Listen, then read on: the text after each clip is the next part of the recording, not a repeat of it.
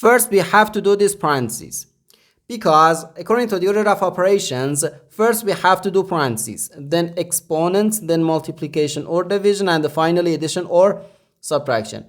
Remember that multiplication and division have equal priority and we have to work from left to right.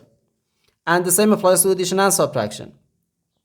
In this expression, we have one division, one multiplication, and one parenthesis. Inside this parenthesis, we have one addition. Here we have a multiplication, because in mathematics, when a number is placed next to parentheses, it means multiplication, and we usually don't write the multiplication sign for brevity. Okay, so according to the PEMDAS, first we have to do this parentheses, then this division, and finally this multiplication.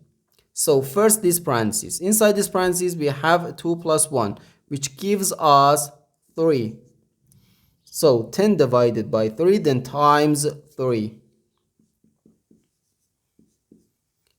Now we have one division and one multiplication. As I said, multiplication and division have equal priority and we have to work from left to right. So here first we have to do this division. 10 divided by 3 can be written as 10 over 3. Then times 3. Now we can easily cancel this 3 and this 3. So here we have just 10. And this is our final answer to this problem.